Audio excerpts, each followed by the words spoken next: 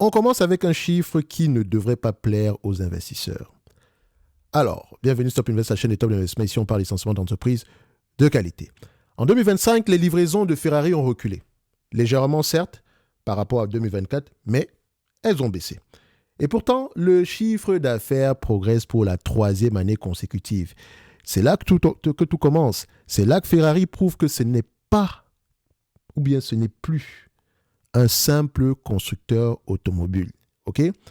Donc, quand vous regardez du Ferrari aujourd'hui, dites-vous qu'elle ne joue pas dans la même catégorie que Renault, Volkswagen ou je ne sais pas quoi. Même Porsche, on ne peut même pas les comparer. Pourquoi? Alors, pendant des décennies, le dogme était simple. Produire peu pour rester rare. On parlait ici de plafonner à 7000 ou 8000 unités par rapport au volume de voitures qu'on pouvait fabriquer par an et potentiellement vendre par an. 7000 à 8000.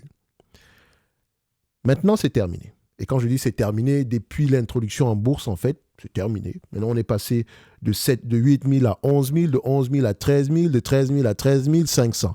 Et donc, il y a de fortes chances que ça continue à augmenter. Et c'est même ça la thèse, le cœur même de la thèse de Ferrari. En fait, que les volumes augmentent. Jusqu'à quel, je pense que, on peut, enfin pas que je pense, mais le marché, vu la demande qui est élevée, où il faut souvent en moyenne ici 2 ans pour ne serait-ce que obtenir une Ferrari, on peut se dire ici que on a encore un potentiel d'augmentation des volumes. Je ne dis pas que ça va arriver demain, mais c'est un élément qu'il faut prendre en considération.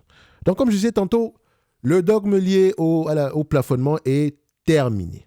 Ferrari a brisé ce plafond de verre. La rareté n'est plus une question une question de quantité absolue, mais de trajectoire. Je m'explique. Aujourd'hui, la croissance repose sur 3 piliers.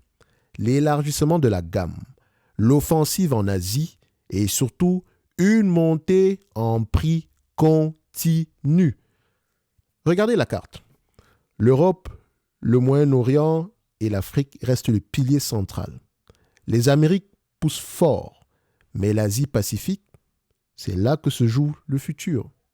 La Chine reste modeste en termes de volume pur, mais elle reste stratégiquement vitale. C'est un relais de croissance qui attend son heure. Et en parlant d'attendre son heure, euh, Ferrari limite volontairement les volumes à ce niveau-là à 10%, globalement. Donc, s'ils produisent 1000 unités, pas plus que 100 unités seront destinées à la Chine.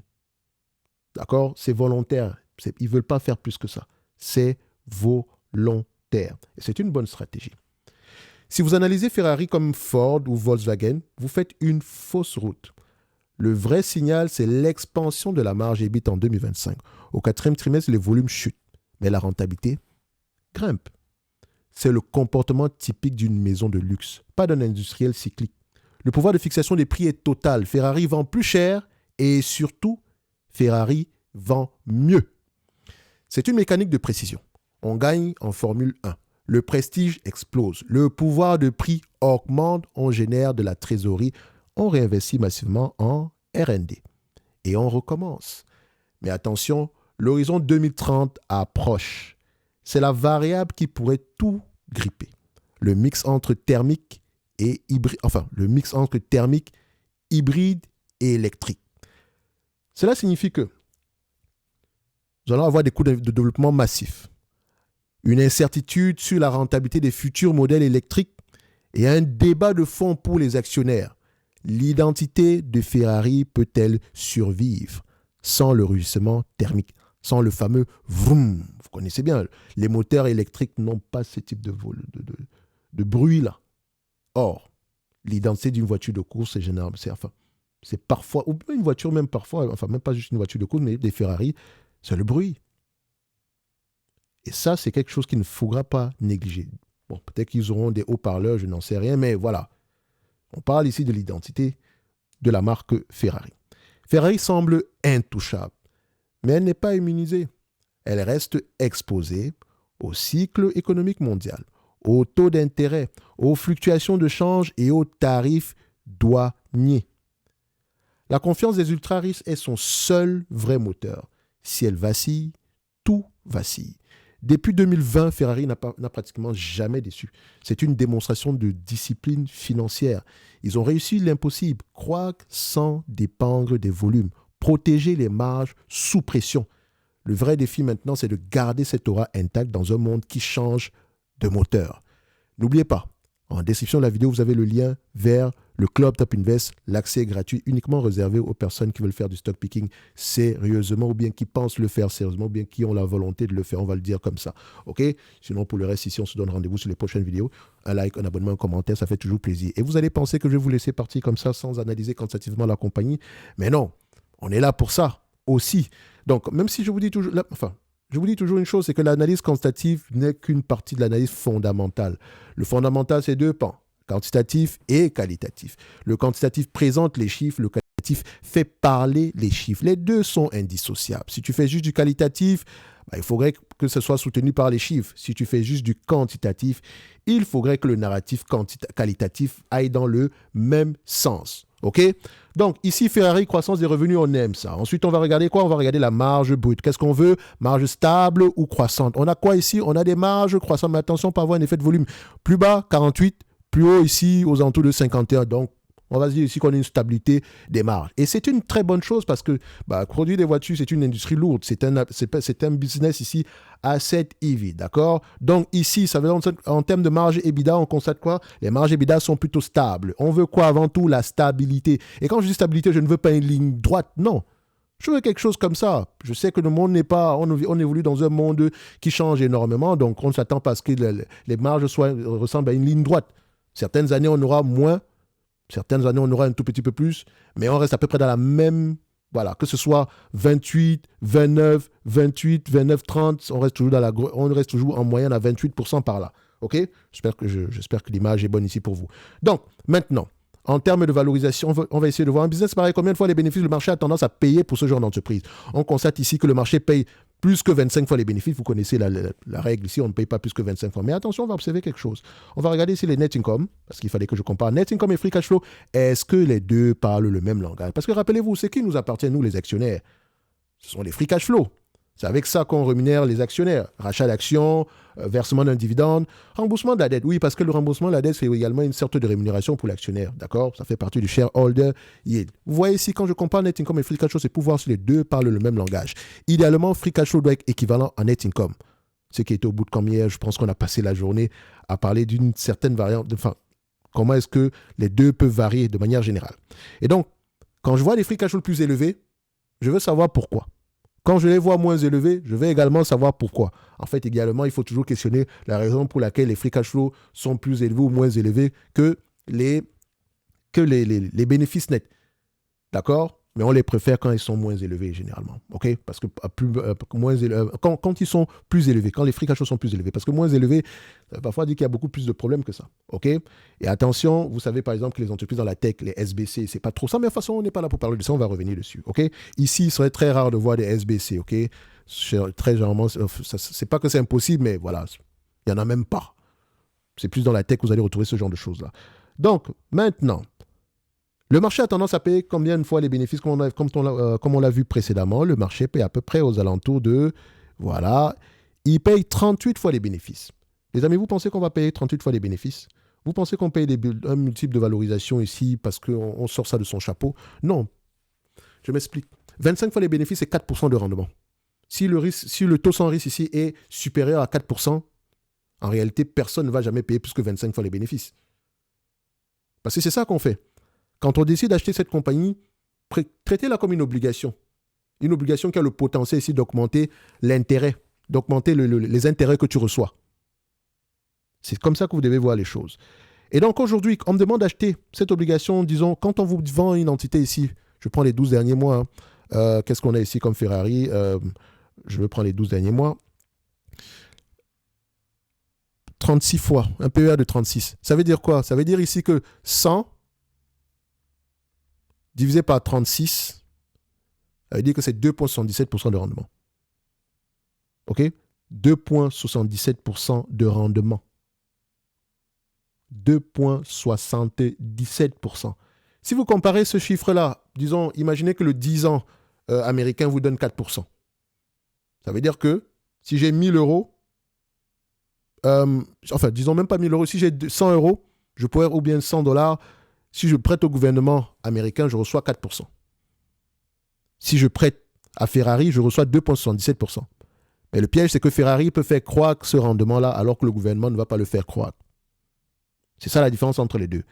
C'est pour ça que moi, je pense que ça nous aide énormément à penser en termes de rendement. Donc aujourd'hui, on me demande de payer du Ferrari à 2,37%, alors qu'on a quelque chose, on a des taux d'intérêt bien plus bas que ça, qui me est plus attractif que ça. Je choisis de ne pas payer ou pas. Et au prix actuel, pour moi, vous savez que je mets toujours un plafond de verre. Je prends 25 fois les bénéfices parce que tôt ou tard, les taux d'intérêt pourraient rester à ces niveaux-là. Je n'ai pas envie de commencer à ajuster mes multiples valorisations ici en fonction de l'évolution ici des taux d'intérêt. Ils ne sont pas encore à ces niveaux-là, mais voilà, on ne les prend pas plus que 25, minimum 10. Après, on a entre 10 et 25, on a le 10, on a le 15 et on a le 20. Rappelez-vous une chose, 10 fois les bénéfices, c'est 10% de rendement, 100 divisé par 10. 15 fois les bénéfices, c'est 6,66% de rendement, quelque chose comme ça, 100 divisé par 15. 20 fois les bénéfices, c'est 5% de rendement. 25 fois les bénéfices, c'est 4% de rendement. Plus vous achetez, plus le multiple, le multiple est élevé, moins vos rendements sont élevés. Ça veut également dire que ça implique beaucoup de croissance. Et la croissance n'est pas une chose certaine. OK ? Donc, il faut faire attention. Il vaut mieux acheter une compagnie de croissance à un prix qui n'en implique pas. C'est pour ça que Ferrari, on reconnaît que c'est une belle entreprise. Les marges sont élevées. Elle pourrait faire croître ici les volumes de vente ici. Et ça doublera en une nuit le chiffre d'affaires ainsi que les bénéfices nets parce que la demande, elle est là. Mais, les amis, comment on dit ça ? Ça, c'est hypothétique. OK ? Ça pourrait arriver. Et donc, pour me protéger au maximum, j'achète 25 fois les bénéfices.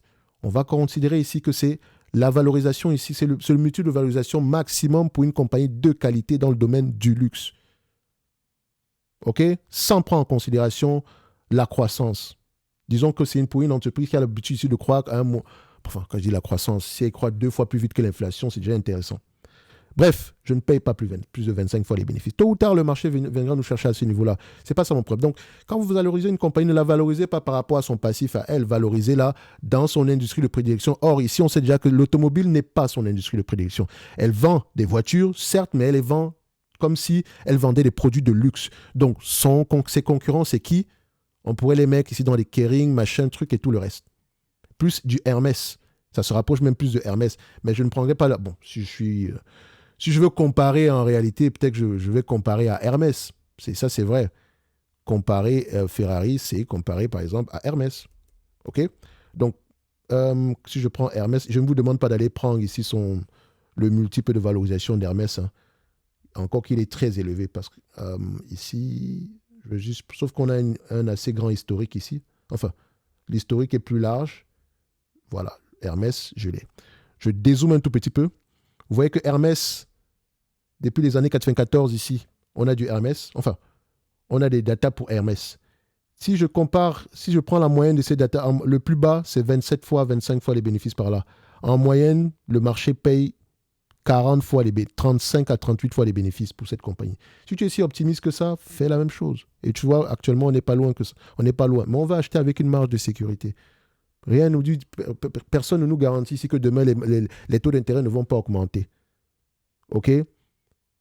Personne ne nous garantit ici demain que l'entreprise va avoir tendance à exécuter. Le pricing power va s'essouffler comme on a vu sur certaines entreprises. Oui. Personne ne nous dit ici que demain, les marchés ne vont pas s'effondrer. Et si les marchés s'effondrent, rappelez-vous d'une chose, ceux qui achètent, ce sont des ultra riches, ou bien des personnes qui ont, voilà. Bref, la clientèle de Ferrari et de Hermès, ce n'est pas monsieur et madame tout le monde. OK ? Et donc, on va se dire ici que ces personnes-là, leur argent est investi où ? Sur les marchés financiers, n'est-ce pas ? Et donc, s'il y a une avarie sur les marchés financiers, eh ben, les multiples de valorisation vont avoir tendance à s'effondrer également, parce que les commandes ne vont pas arriver aussi rapidement. OK ? Donc, faites attention. C'est pour ça que moi, j'essaye de rester prudent et j'espère que les marchés vous montrent en date d'aujourd'hui que vaut mieux toujours être que le moins 10 ans. D'accord ? Ferrari pourrait chercher à 35 fois les bénéfices. Là n'est pas le problème, mais je n'achète pas à 35 fois, j'achète maximum 25 fois les bénéfices. On va se limiter là. Je veux maximiser mon rendement sur coût d'acquisition. C'est ça mon but. Si on me vend du Ferrari, si on me vend du Ferrari ici à 100 fois les bénéfices, comparé à un Ferrari à 25 fois les bénéfices, il n'y a pas photo. OK ? On préfère littéralement sur le 25 fois les bénéfices. Donc, ça fait 4% de rendement, comme je l'ai montré tout à l'heure. Donc là, on va faire la valorisation rapidement ici. Ça va pas être bien compliqué, hein. Donc, valoriser ce truc, on a le 20, on a le maximum ici qu'on pourrait prendre pour les, excusez-moi, pour les multiples de valorisation. Je prends 25. On sait déjà que l'année 2026, les marges sont déjà assurées, ok, sauf surprise. 2027 également. Et donc, présentement, on est en train de prendre les commandes pour 2028. Il y a de fortes chances que 2028 soit au moins comblé. Pourquoi? Ça montre ici que l'entreprise est prévisible. Et donc, on me demande d'acheter en date d'aujourd'hui. On me demande de payer aux alentours de 329 euros. Une entreprise qui pourrait rapporter 11,33 € d'ici 2028. 329, ça donne un rendement sur coût de combien? 3,44%. Rappelez-vous d'une chose.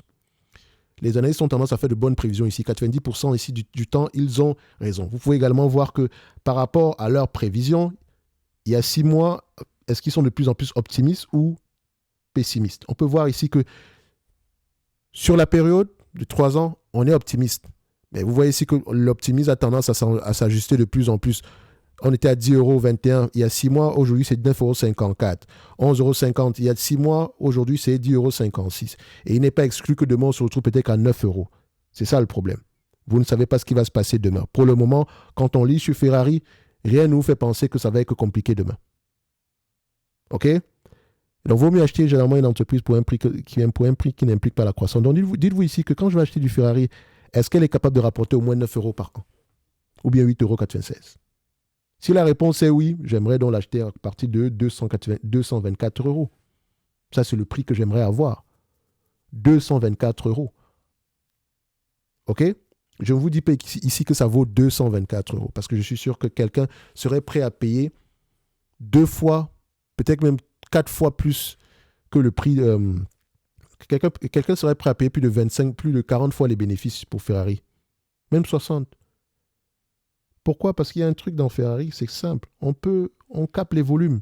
Ils sont à 13 000 aujourd'hui. Imagine que je l'achète ici à 30 fois les bénéfices, admettons, et que la finalité de business ici, c'est de s'échanger à, disons, 25 fois les bénéfices, donc 30. 25 fois les bénéfices, c'est la finalité. Disons que j'ai payé un tout petit peu plus cher. Alors, pour juste récupérer mon 25 fois les bénéfices, toutes choses étant égales par ailleurs, il faut juste que j'augmente les bénéfices ici de 20%. OK? 20%. Et pour le faire, je peux augmenter la production de 20%. Attention, augmenter la production de 20% ne veut pas dire ici que vous aurez 20% de bénéfices. Vous aurez même peut-être plus que ça. Parce que rappelez-vous, la production vient avec quoi? Les personnalisations, etc. Et quand plus tu personnalises, plus ça coûte cher. Et la production, c'est quoi? Tu peux augmenter les prix également. Donc, tu peux augmenter les prix de 20%. Tu auras ton fameux 25 fois les bénéfices. Tu peux augmenter la production de 20%, tu auras peut-être 25 fois et plus, tu auras peut-être 20 fois plus, tu auras peut-être ici un multiple même moins élevé, parce que ça va produire bien plus que ça. Bref, il y a des relais de croissance qui sont déjà identifiés, mais inutilisés pour le moment volontairement. C'est pour ça que je vous dis, je suis en train de vous expliquer pourquoi est-ce que ça pourrait justifier un multiple de valorisation plus élevé. Mais moi, je ne paye pas plus que 25. Et donc, ce qui veut dire qu'au prix actuel, entre 283 et 229, je ne sais pas combien aujourd'hui, Ferrari est correctement évalué. Et quand je dis correctement évalué, c'est un prix assez intéressant pour pouvoir profiter ici des opportunités de croissance future, soit en augmentation de prix, soit en augmentation des volumes, bref, des choses qui ont déjà été éprouvées par le passé. OK? Est-ce que je peux donc dire que c'est surévalué aujourd'hui? Non, pas du tout. Vous l'avez acheté aux alentours de 276 ou bien aux alentours de 280, excellent prix. OK? Même au prix actuel, je pense que ça reste assez correct. D'accord? Je ne pense pas qu'on ait encore de surpayer au prix actuel. Parce que les relais de croissance qui sont là, ils sont identifiés et ils peuvent être actionnés à tout moment. Et ça a déjà été le cas par le passé, comme je l'ai dit précédemment. Dividendes et tout le reste, vous savez que si on vous reverse la totalité des bénéfices nets en dividendes, vous avez du 2,75. Aujourd'hui, c'est 0,91. Donc, il y a de fortes chances que ça continue à croître. OK? Donc, en termes de valorisation ici, je vais mettre Ferrari. Il y a de la dette nette. Attention, je vais juste vérifier un truc. 25 fois les bénéfices, ça donne 283. Est-ce qu'on a de la dette nette ici pour cette compagnie? On va vérifier. 283. C'est insignifiant. Ça ne sert à rien d'aller remarquer ça. Donc, je vais dans ma watchlist. Secteur discrétionnaire. On met ça. Collapse All. Discrétionnaire. Ferrari, c'est F. Donc, on va ici. EF. Voilà. Où est-ce qu'on a? Et Ferrari. C'est presque la même chose que la dernière fois. Hein. Là, on a 283, 280. C'est la même chose. Bon, je vais quand même modifier ça ici. Comme ça, c'est parce qu'il y a des gens qui ont accès à cette watchlist-là. Au moins, vous saurez ce qu'on a mentionné à ce niveau. On met le 3 euros supplémentaire. Bim. Et on met juste la date d'aujourd'hui. Donc, rappelez-vous d'une chose. Je n'ai en aucun cas dit que Ferrari était cher. Je trouve que le prix est intéressant. OK?